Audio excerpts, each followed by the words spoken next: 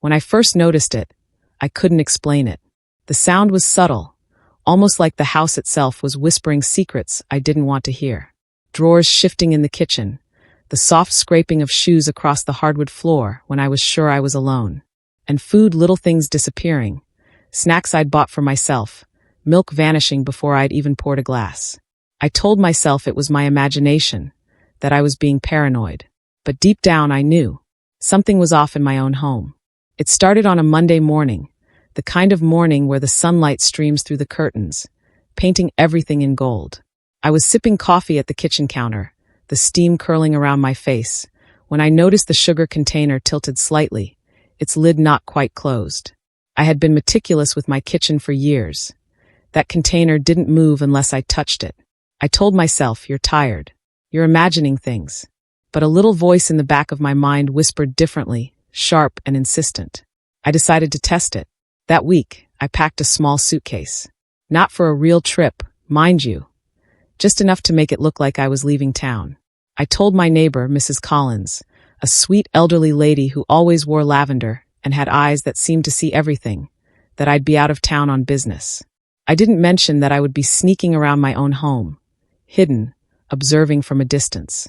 I left the house on a Thursday morning, locking the door behind me with trembling fingers. The drive to a coffee shop 5 blocks away became a kind of ritual. I parked inconspicuously, sat with a notebook, and pretended to sip tea while I watched my own house through the dusty front window. At first, nothing happened. The blinds remained still, shadows crawling lazily across the walls. I tried to convince myself I was overreacting, that the house was as quiet as it had always been. But then, around 2 p.m., I saw movement. A figure emerged from the side of the house. Small, deliberate steps across the porch. My heart caught in my throat. Whoever it was, they knew exactly how to move quietly, how to avoid detection. The person went straight to my kitchen window, peering in, and for the first time, I noticed the small tremor in my chest, the sudden cold sweat at the back of my neck. This wasn't imagination. This was real. I wanted to run, to yell, to storm back into my home and confront whoever had been violating my sanctuary. But Mrs. Collins's words echoed in my mind, spoken with that quiet certainty only she seemed capable of. "Don't move. Watch at 11:55. 11:55 what? I had asked her that evening, back when I confided in her about the strange events. She didn't smile. She only leaned on her cane, eyes narrowing. "You'll see. Just wait. Don't move. Don't let them know you're watching." So I waited. Every day, I watched from a distance. Every night, I returned home, careful not to leave evidence that I had left at all. I checked locks, windows, appliances. Everything seemed normal, except for the subtle disturbances that gnawed at my mind. A drawer left slightly ajar, the leftover bread from the night before gone. My tea kettle moved an inch to the left on the stove. The tension built slowly, like a storm cloud inching across a calm sky. I couldn't sleep. I couldn't eat properly. I spent nights imagining every possible scenario, my mind spinning stories darker than anything I had ever lived through. And through it all, Mrs. Collins's words echoed, constant and patient. "Watch at 11:55. That's all I can tell you." By Friday, I had begun to notice a pattern. Whoever had been in my house moved only at certain times. Always in the late evening, always with calculated precision. I started bringing a small pair of binoculars to my secret observation point, scribbling notes, tracking movements, trying to understand what they wanted, why they were in my home. I never considered calling the police. It felt too shameful, too humiliating. Who would believe me? I wasn't imagining things, but I wasn't ready for a confrontation either. I just waited and watched. And then Thursday came again, the following week.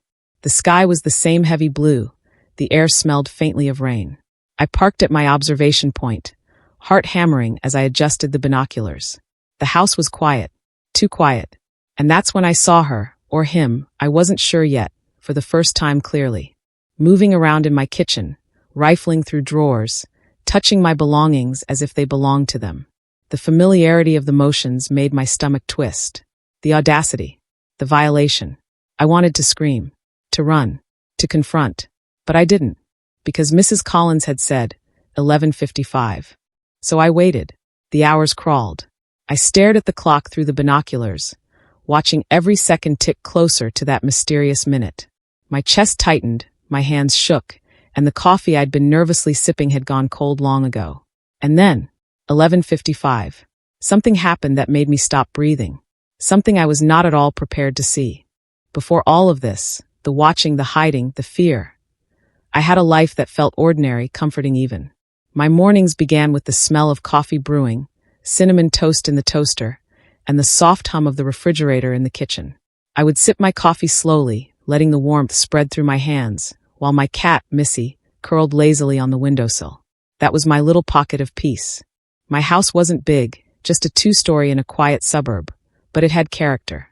Hardwood floors that creaked when you walked too fast, a small garden in the backyard where I grew tomatoes and roses, and a living room where sunlight pooled in the afternoons. I liked my little routines. The way I folded laundry, the way I arranged the kitchen counter just so, the evenings I spent with a book in my favorite armchair. I liked order. I liked control. And I liked peace. My family was complicated, as most families are. My son, David, was in his early 30s, married to a woman named Hannah, who had a quiet charm and an easy laugh that could fill a room. I loved them both fiercely. I wanted the best for them, but sometimes I worried that I was too involved, too careful with my opinions, wanting to smooth every bump in their path. I told myself it came from love. Maybe it did. I also had a circle of close friends in the neighborhood. Mrs. Collins, of course, who was more like an older sister than a neighbor, and a few others who would stop by for coffee or a quick chat. Our lives were intertwined in subtle ways, borrowing sugar, sharing stories about kids, about work, about health. That sense of community was a balm, especially for someone like me who spent most of her time at home. Even work had its small comforts. I worked part-time at the local library, shelving books, helping with programs for children. The smell of paper, the hush of people moving between stacks, the occasional laughter echoing from the reading room. All of it felt grounding. It was ordinary. It was safe. And then, little things began to shift. At first, they were barely noticeable. A mug not where I left it. The back door slightly ajar, though I was certain I had locked it. My son would call, and I would hear a quiet frustration in his voice, though he would laugh it off when we spoke. Hannah seemed a little distant sometimes, distracted, her smiles not quite reaching her eyes. I chalked it up to life, the stress of work, of marriage, of raising a young family. I remember one evening particularly well. I was making dinner, roasted chicken, mashed potatoes, green beans, something simple and comforting. I hummed softly to myself, the aroma filling the kitchen, when I noticed the cookie jar. One of my favorite treats, homemade chocolate chip cookies, was missing. I could swear I had filled it that morning. I paused, looked around the kitchen. Nothing. No sign of anyone else. I shook my head and muttered to myself, "You're imagining things. It's probably the kids when they visited yesterday." But even as I said it, unease settled into my chest like a stone.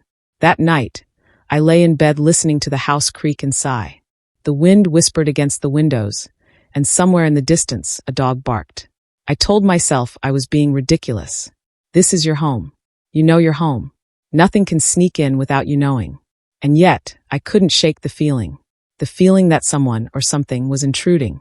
My heart would jump at the smallest sound. A drawer sliding, a floorboard groaning, the rustle of paper. I found myself double-checking locks, even in the middle of the day. I watched shadows in my own rooms, as if they were strangers moving around me. I confided a little in Mrs. Collins, careful not to admit just how panicked I was. She listened quietly, nodding, as if she understood more than I could say. And then she told me gently, almost cryptically, "Don't act. Don't confront. Just watch. 11:55, you'll see." I didn't understand then. I wasn't sure I trusted her advice. But something in her voice, the calm certainty, made me obey. I had learned over the years that Mrs. Collins rarely gave guidance lightly. There was weight in her words. A reason. So, I began to notice the patterns in my life, the subtle shifts that seemed trivial at first, but now felt like pieces of a puzzle I hadn't realized I was putting together. The missing items, the moved objects, the small signs of intrusion, they all pointed to something bigger, something I couldn't yet see clearly. And all of it, my quiet home, the scent of roasted chicken, the sun spilling across the kitchen counter, the gentle hum of the refrigerator, suddenly felt fragile, like glass in my hands. I didn't know it yet, but I was about to see something at 11:55 that would change everything I thought I knew about my home, my family, and myself. Something that would make me question trust, love, and the very idea of safety. It started subtly at first, small things that I tried to ignore, brushing them off as my imagination. A leftover sandwich gone from the fridge. The toothpaste cap slightly unscrewed when I was sure I had tightened it. Shoes lined up neatly in the hallway, though I hadn't worn them that day. Little disturbances, nothing dramatic, but enough to make the hairs on the back of my neck stand on end. I began to notice patterns. The disturbances happened at times when I was supposed to be alone. Late mornings, afternoons when I went out for errands, sometimes evenings when I had been in another room for just a few minutes. It was as if someone knew exactly how to slip in and out without leaving a trace. One evening, I came home from the library and paused at the front door. The key turned smoothly, the door opening without resistance. But the house smelled different. Faintly sweet, almost like cinnamon, though I hadn't baked anything. I frowned and walked cautiously inside, noting the way the air felt heavier, the floorboards quieter than usual. I checked the kitchen first. The cookie jar was open, just slightly the top tilted. The sugar container was exactly like I had seen it days ago. Off-center, lid loose. My pulse quickened. Whoever it was, they weren't just moving things. They were studying me, studying my routines. I tried rationalizing it. Maybe a neighbor accidentally wandered in? Or a friend? Maybe I forgot I left something unlocked. But the thought didn't settle. It never did. The unease lingered, crawling under my skin like a quiet storm. I began keeping a journal, noting every odd occurrence with the time, date, and what had moved or gone missing. It was obsessive, yes, but it felt necessary. The pattern became undeniable. This was deliberate. One night, I caught my first glimpse. I had stayed up later than usual, pretending to read in the living room. I noticed a shadow flicker across the hallway, subtle but unmistakable. My breath caught, and I froze listening. Footsteps, soft, careful, moving past the door to my study. I wanted to yell, to run, to confront whoever it was. But the instinct to obey Mrs. Collins's advice was stronger. Don't move. Watch at 11:55. So I stayed still, heart hammering, eyes fixed on the hallway. The figure paused near the kitchen, bending slightly over the counter. I could see their hands moving, rifling through drawers with practiced ease. It was deliberate, precise, and intimate. This person wasn't just a stranger. They knew this house. They knew my routines. They were familiar with my life in a way that made my chest tighten with fear and disbelief. By then, my suspicion had grown into something heavier, something almost unbearable. I began noticing little signs in my daily life that I had overlooked before. Conversations that seemed slightly off, glances that lingered too long, small inconsistencies in explanations from my son or from Hannah. My instincts screamed that something was hidden, something I wasn't supposed to know yet. I remember asking David one evening if he had been in the house while I was out. He laughed, brushing it off. "Mom, why would I? I'm at work all day." But the smile didn't reach his eyes. Something in the set of his jaw, the way he avoided looking directly at me, made me pause. I said nothing. I simply nodded, storing it away, filing it alongside the other little anomalies. Hannah, too, seemed distracted.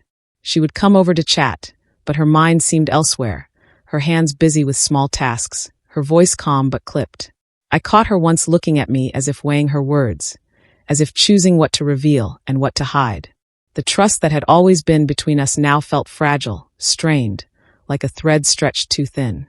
It was exhausting, this constant tension, the quiet suspicion that gnawed at every moment of my life.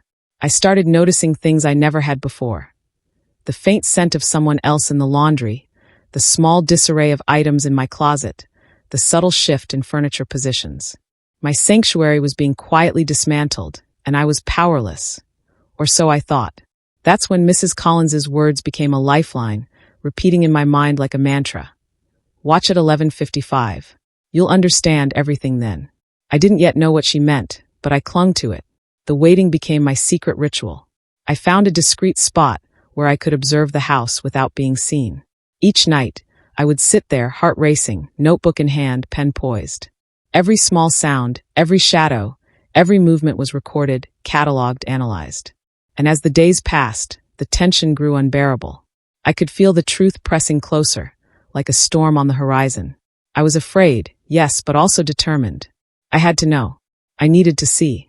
I needed to understand why my home, my sanctuary, was no longer safe, and who had the audacity to enter it as if they belonged. I knew deep down that what I was about to witness at 11:55 would change everything. I just didn't know yet whether it would break my heart or my trust. 11:55 p.m. approached like the slow toll of a bell in my chest. I was hidden in my observation spot, the streetlight outside casting just enough glow for me to see without being seen. My hands trembled slightly, gripping the binoculars, my breath shallow. I told myself to stay calm. I told myself I could handle this.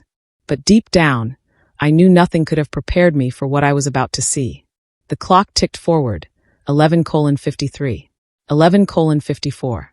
My heart beat in rhythm with the second hand. Then 11:55 exactly. And there they were, David and Hannah. I stopped breathing, frozen in disbelief.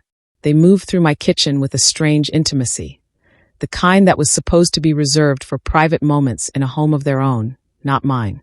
My son, my own child, was reaching into my cabinets, casually taking items that weren't his, while Hannah laughed softly, her hand brushing against his shoulder in a way that sent a jolt of shock through me. It wasn't just the presence of them in my home. It was the way they moved, the way they smiled at each other, the way they whispered in hushed tones. So comfortable, so familiar, as if my home wasn't mine at all. "David, are you sure this is okay?" Hannah said softly, her voice a mix of amusement and uncertainty. He laughed, the sound warm but wrong in the context of my violated sanctuary. "It's fine, babe. Mom's out of town. She'll never know." Those words hit me like a punch to the chest. She'll never know. As if my home, my life, was nothing more than a playground for their secrets. I blinked, trying to make sense of it. What was happening? I had seen the subtle signs for weeks, the moved drawers, the missing food, the odd glances. But this was something I had never imagined. The betrayal wasn't abstract anymore. It was concrete, visceral, unfolding before my eyes. Hannah pulled out a small container from the fridge, something I had bought for myself, carefully prepared, and handed it to David with a smile. "You're going to love this," she said. The casual familiarity, the ease with which they treated my possessions as their own, made my stomach twist. I wanted to scream. I wanted to rush in, confront them, demand explanations. But Mrs. Collins's warning held me back. "Don't move. Watch at 11:55. I clenched my fists, forcing myself to stay hidden, my heart breaking silently. Then came the moment I hadn't anticipated. David opened the top drawer in my kitchen, the drawer where I kept important papers, bills, and personal letters. He rifled through them, stopping briefly to pull out an envelope. My name was written on it, in my own handwriting. He unfolded it carefully, as if reading a secret meant only for him. I felt the room spin. Every plan I had made, every precaution I had taken, every moment I had doubted myself, all of it collapsed. They weren't just taking things. They weren't just snooping.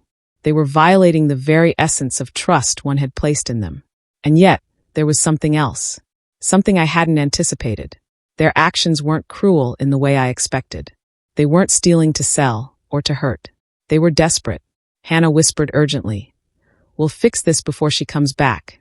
We have to be careful." David nodded, eyes serious for the first time that night. "I know. I don't want her to find out the wrong way." That line, so quietly said, so loaded with guilt, pierced me in a way I hadn't expected. My son, the boy I raised, was trying to protect me in his own flawed way. And Hannah, his wife, was caught in the middle. The shock didn't lessen, but it became more complex. There was love here, misdirected and tangled, but it was still love. I realized then that my fear, my suspicion, my anger, it wasn't just about the violation of my home. It was about trust, about the invisible threads we weave with those we love. And those threads had frayed, twisted, almost broken entirely. I wanted to confront them right then and there. But Mrs. Collins's words repeated in my mind.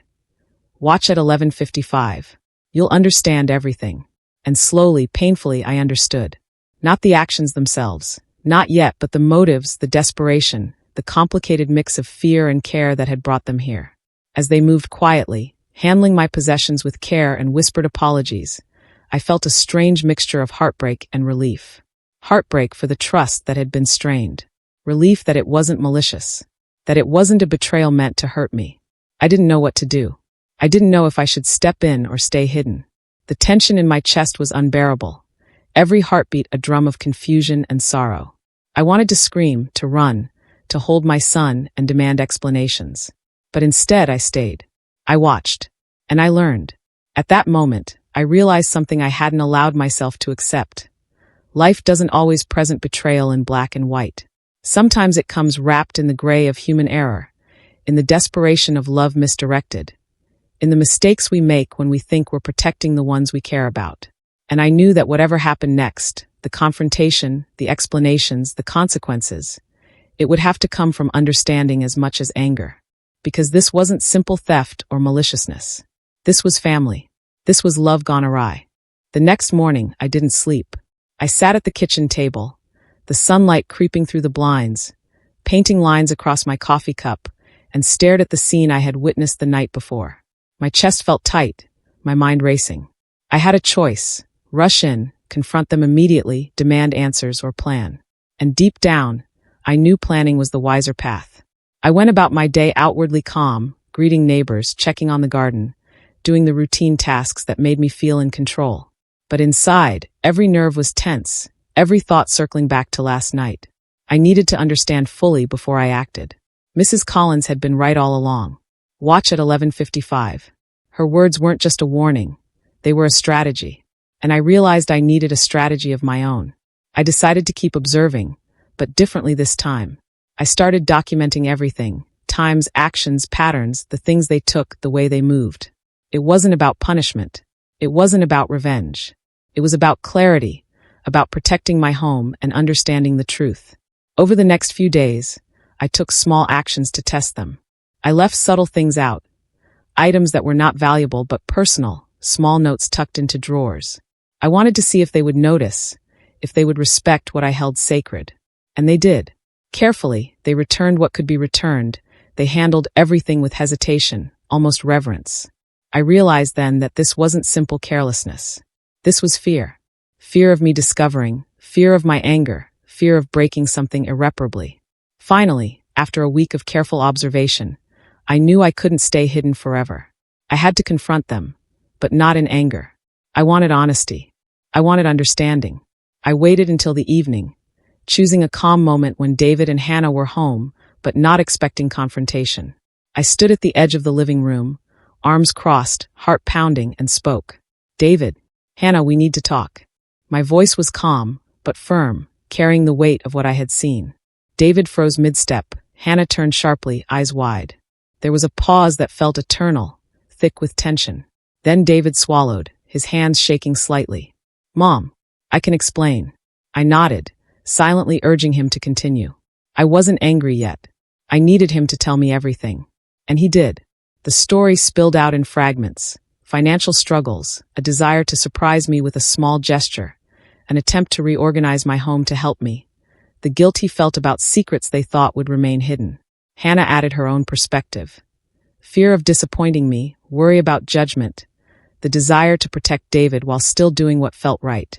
It was a lot to take in. My stomach was tight, my eyes wet, my chest aching with relief and heartbreak all at once. The betrayal wasn't cruel. It was human. Imperfect, misguided, emotional. But action still had to be taken. Boundaries had been crossed, trust had been strained, and I couldn't ignore that. I made clear, calmly but firmly, what was acceptable and what was not. I explained the consequences. Not threats, but reality.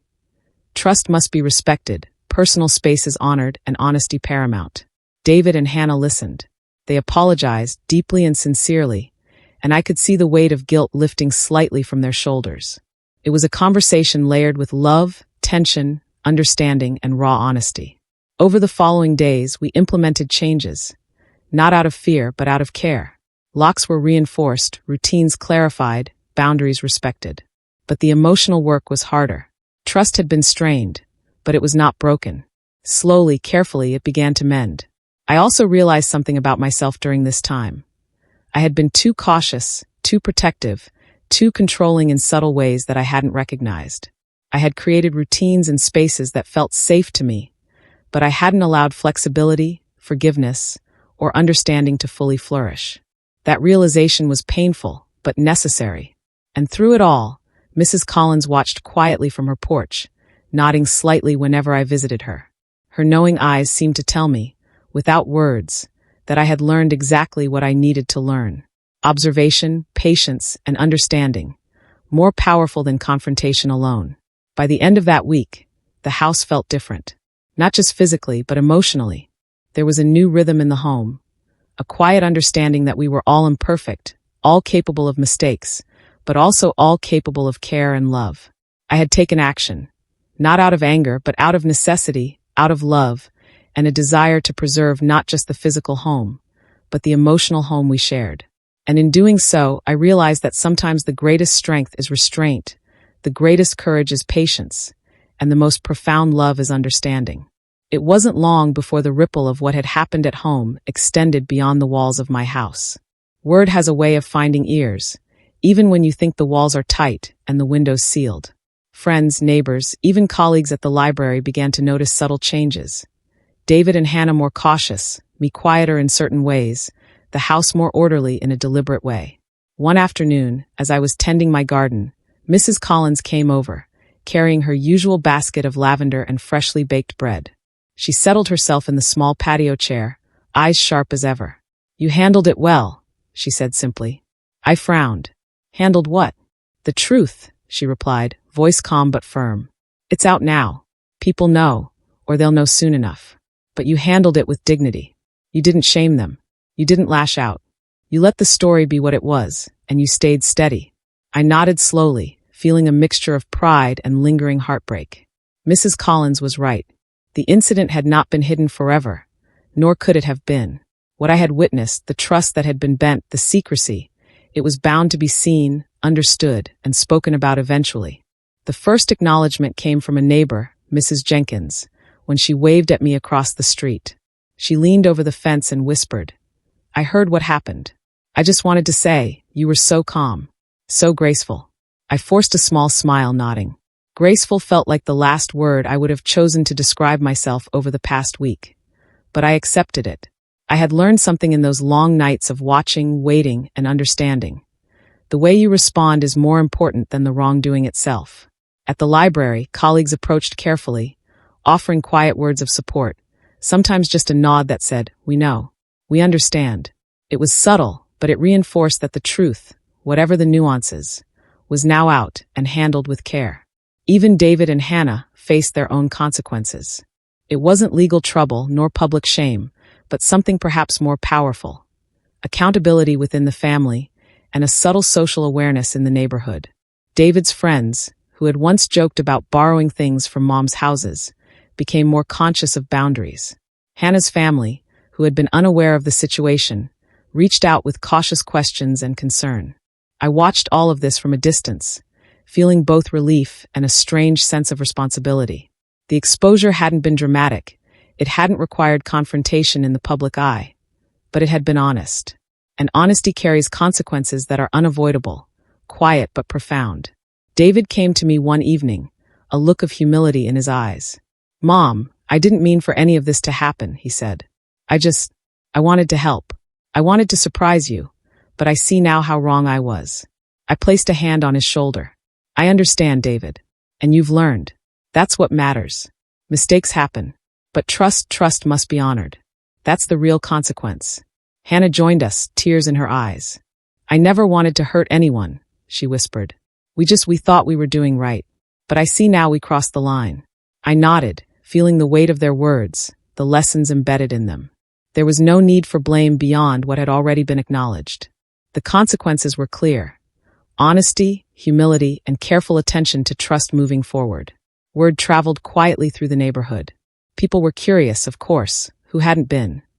But there was no gossip-fueled anger, no dramatized rumors. Just acknowledgement, sometimes whispered, sometimes implied. The moral weight of the incident became clear. Even the most personal mistakes have public echoes, and handling them with dignity and transparency is more powerful than any revenge or dramatics. Even Mrs. Collins's own social circle seemed to reflect on it. I heard later that she had shared my story, not to shame me or my family, but as an example of how patience, observation, and measured action could transform a situation. How courage doesn't always roar. It sometimes waits quietly until the right moment to act. Through it all, I noticed something important. The neighborhood, my friends, my colleagues, even distant acquaintances, were learning from what happened in my house. They were seeing that mistakes, breaches of trust, and secrecy didn't need to destroy relationships if handled wisely. They were seeing that accountability could be gentle, and consequences could teach rather than punish. By the time the week had passed, life had adjusted. David and Hannah were careful with their actions, transparent in ways they hadn't been before. I moved freely through my home again, not because nothing had happened, but because the trust we had once bent was being slowly, carefully rebuilt. And I realized something profound. Consequences are not just about punishment.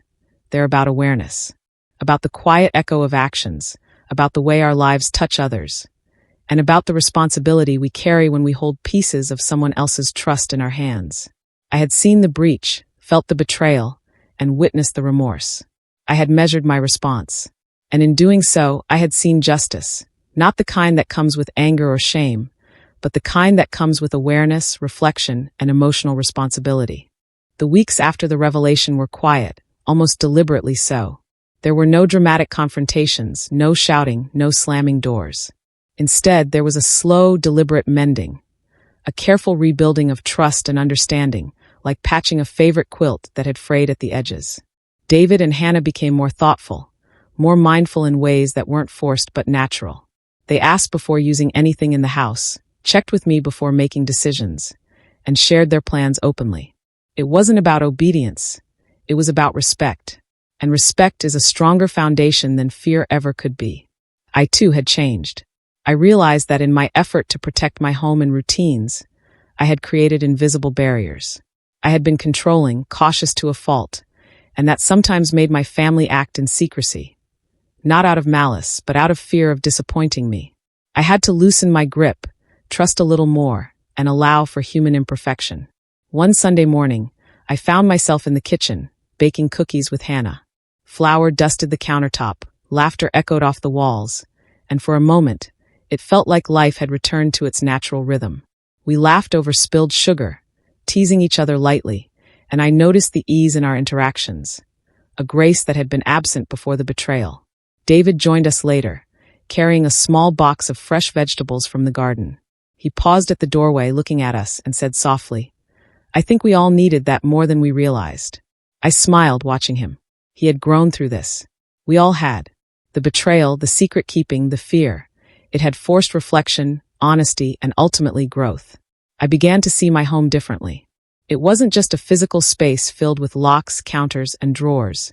It was a living environment, shaped by relationships, trust, and love.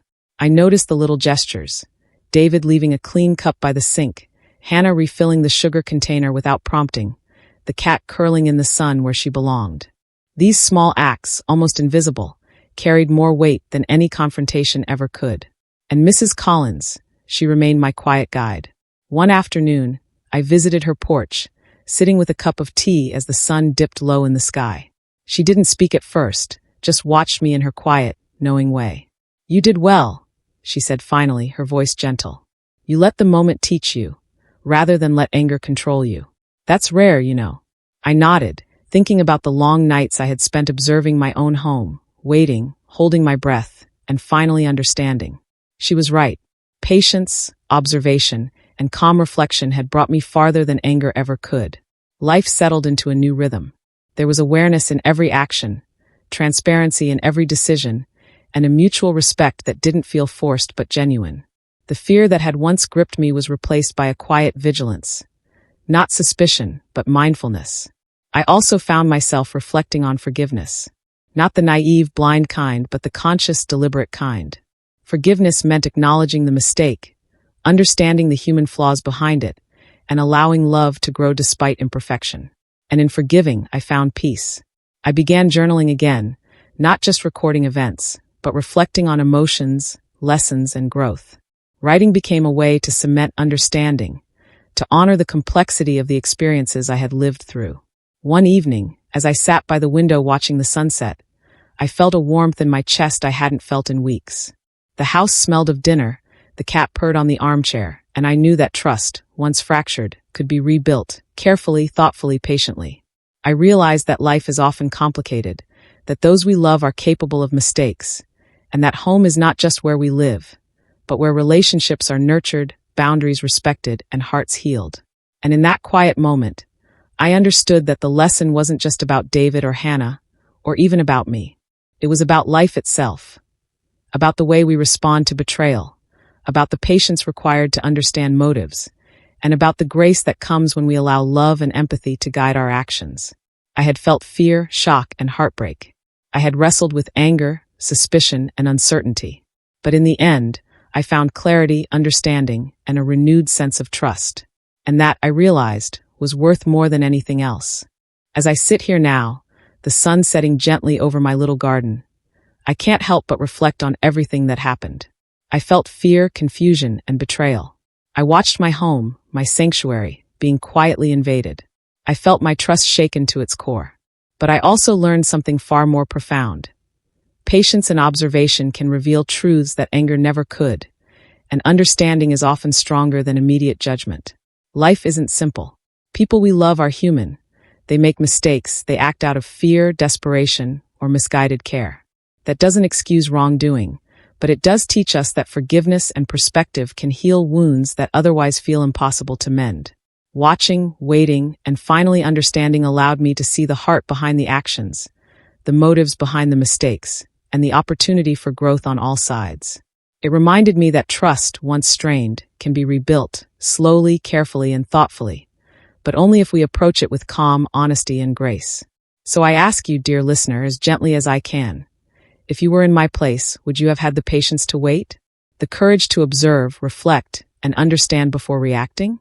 Or would you have acted in fear and anger? Life often tests us in ways we don't expect. And sometimes the greatest lesson is in how we respond, not in what has been done to us. If this story touched you, or made you reflect on your own relationships and trust, consider subscribing and joining our little circle here. There are more stories to share, more lessons to learn, and more moments of human truth waiting for you.